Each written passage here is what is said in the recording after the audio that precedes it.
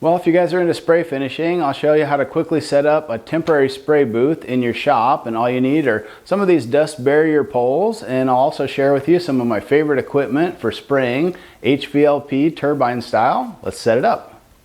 I've tried a few different brands of these dust barrier poles, and I like the ones that are simple with just a twist lock. They kind of remind me of my long reach painting poles that you might use to, roll paint on the ceiling. But what these have that the others don't is a spring action, and so that makes it really easy to set. Plus they have these clips at the top, and that just lets you actually attach the plastic right to it. So I just think it makes it a little easier to control your setup. And those just slide off to the side to remove that clip, and all you do is just place your plastic right on top and then reinstall the clip. Slide that to the side and you're pretty well in business.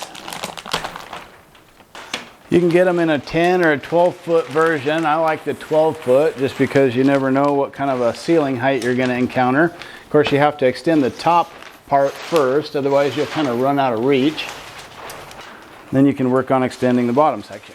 Just extend the pole and roughly position it where you want, and then just engage that spring and go ahead and twist lock it, and that's basically all there is to it.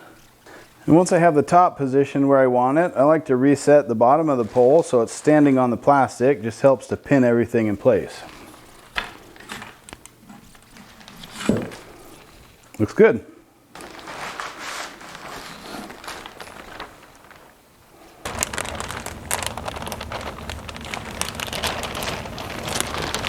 And then just use a light duty double-sided tape to secure that plastic to any openings you've cut. In fact, ZipWall even includes a roll in their kits.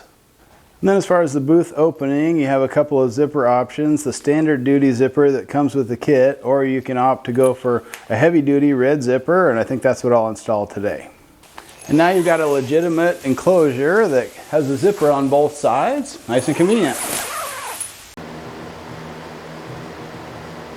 I'm spraying with the Fuji D6. I like that one because it can actually spray unthinned latex and urethane modified paints like I'm using today.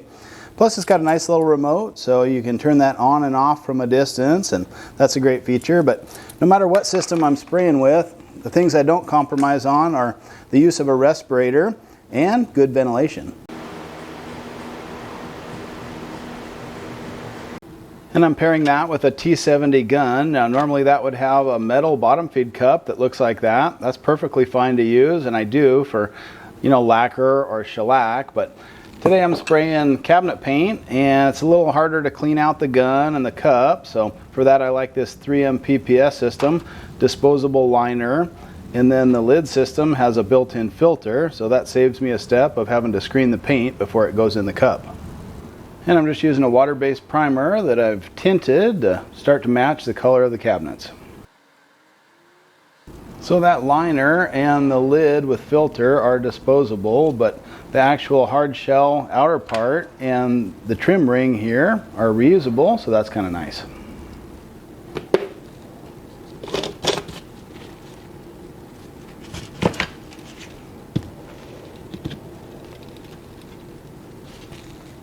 And just like the factory Fuji cups, this one has an air assist feature, so you always maintain that positive pressure.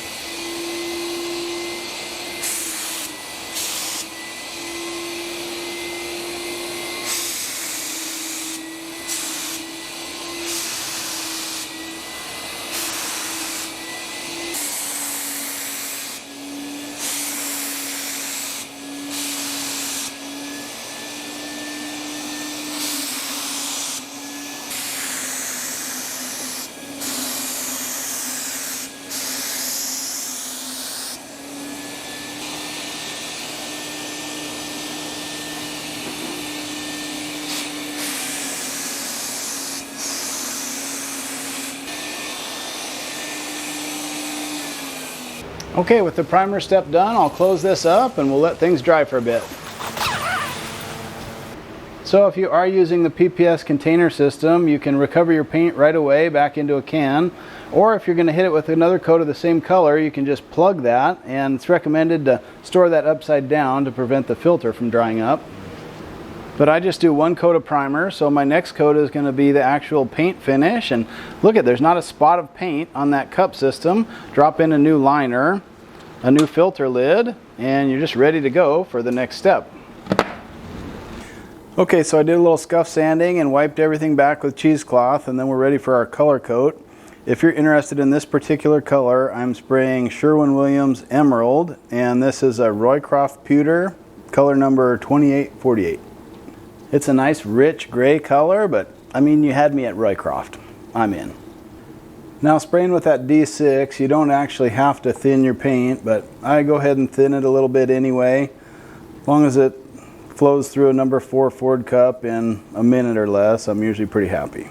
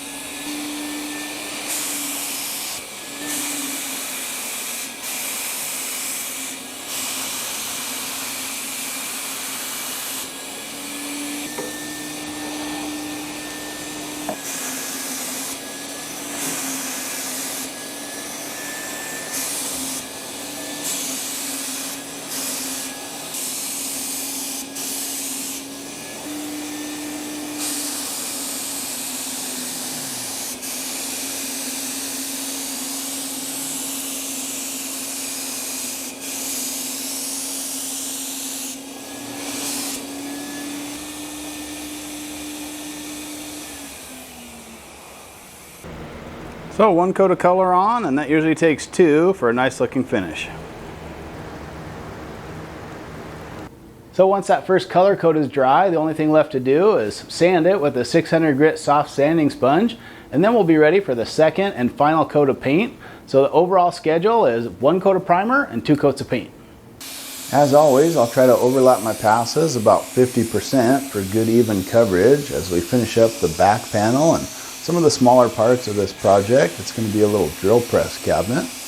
And then we'll work our way over to the main cabinet, and I work from inside out, especially hitting any of those tricky areas that might be difficult to spray later. And then we'll work our way up the cabinet. These are just drawer openings, so they don't need perfect coverage there. And then we'll finish up with a nice even coat on the outside of the cabinet.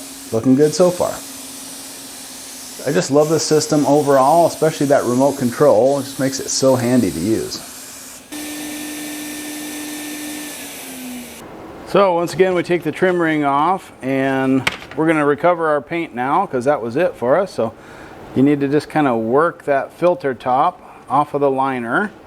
And again, the canister is perfectly clean, so just saves us a ton of cleanup work there.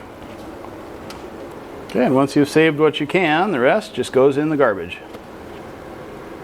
And that's the final look you get after the second coat is dry. No scuff sanding on that, it's ready to go. So if you just add some dust barrier poles to your collection, it makes it pretty quick and easy to set up a temporary booth right in your shop. But I'll link to all the things I used today, like these dust barrier poles and my spray rig, down in the description box.